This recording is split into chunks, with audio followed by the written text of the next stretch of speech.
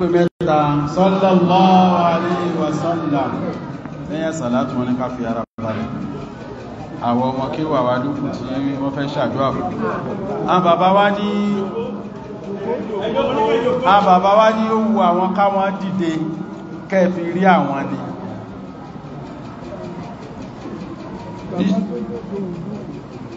Wọ́n ní wọ́n tó garùn díẹ̀ tó múlẹ̀ wọ́n ní kò jòkó. Wọ́n láwọn ní ó dìde ẹ̀rẹ̀ àwọn dáadáa. Àwọn ó máa wóra wọn pẹ̀lú yín ní fètètè. Bismillahirrahmanirrahim. Allahu akbar.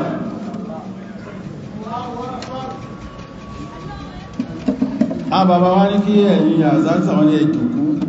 Bàbá wa imam wọ́n ní ẹ̀jùkú.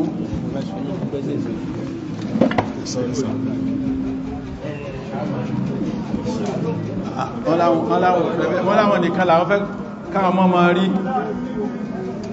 Wọ́n láwọn fẹ́ dúó ká máa wo àwọn ni. Alhamdulillah. Mo bá gbogbo ẹ̀yin dúpẹ́ fún Ọlọ́run. Ẹgbọ́ yóò bá tí mo mú o. Wọ́n ṣe gbogbo alágbọ́ yóò bá táwọn ń sọ.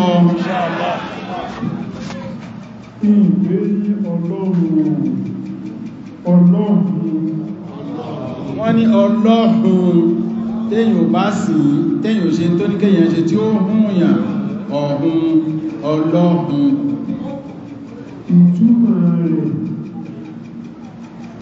nínú Kùránì nínú Al-Qur'an òun ni mọ́nà àmìlà ṣọ́rọ̀ àfáyà. A'udhu billahi minash shaytanir rajim. Bismillahir rahmanir rahim.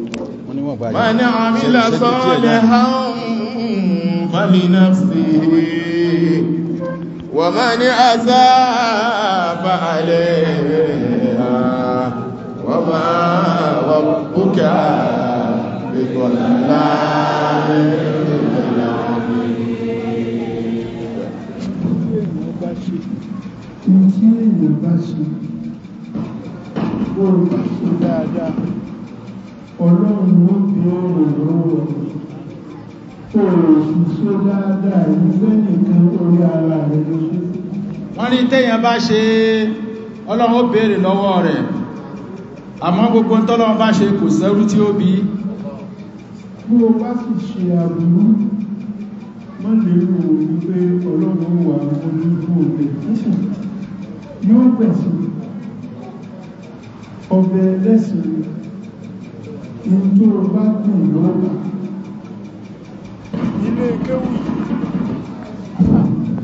Ilé kéwù yìí tó mọ̀tò lọ́dún tí mo ti ṣe bá ní òun. Ẹ kú oríire. Ọdún 4 sẹ́yìn mo fẹ́ wá síbí. Ọlọ́run kàkọ́ lẹ̀ wípé ìmọ̀ kòtò. Àmọ́ fún díkan àbíkẹ́wù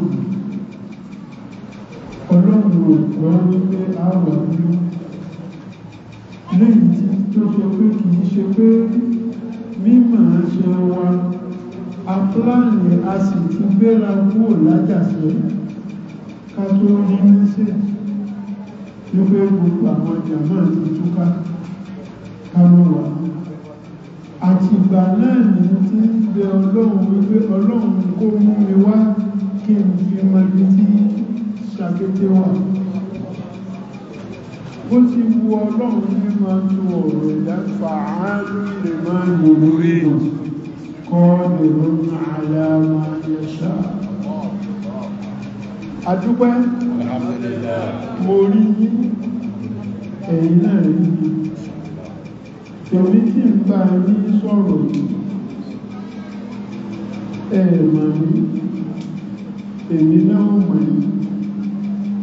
Mo wá fi ọlá tí ń jẹ́ Ọlọ́run mo fi jẹ Ọlọ́run. Rírí mi jẹ́ rí mi lónìí ọlọ́run mọ́sàdì káàrà àlùbáríkà fún ẹ ṣe bẹ́ẹ̀ ti ṣe wá pàdé wa níta bá níta àtún rí nǹkan míì tó tuntun Ànábì Muhammad sallallahu alaihi wasallam nígbà tí yóò fi wọ Mádínà àwọn kan ni wọ́n wá pàdé Mádínà tèmi náà ní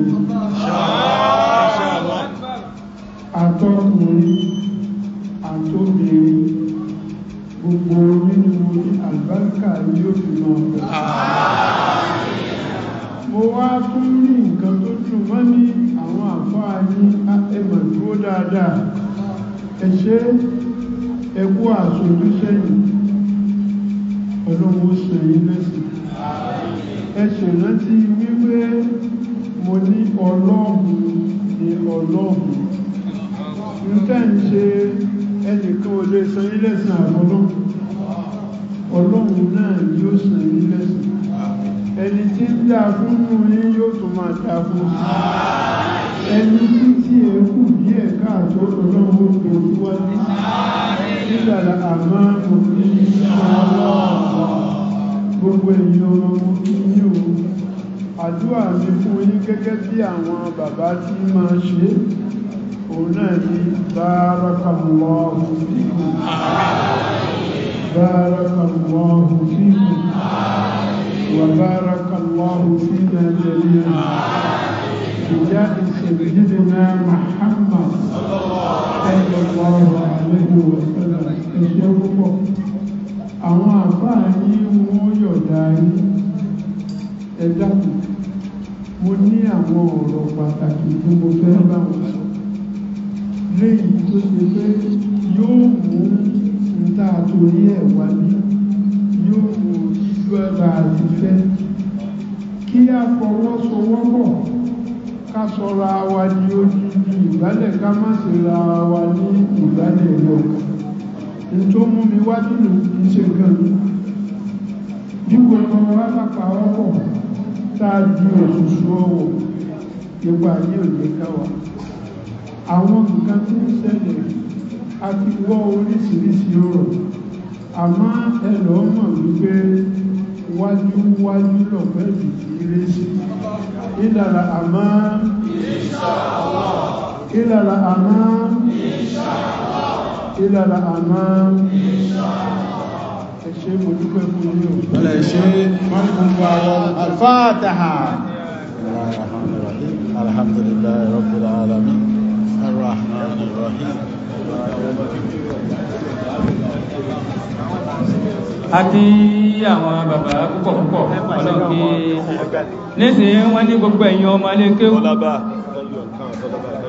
gbogbo ẹ̀yin ọmọ kéwú ẹ mọ̀ pé inú fátírà lẹ́wà ẹ máa lọ kátírà yìí lé ayọ̀ǹda yìí ilé ní ọlọ́wọ́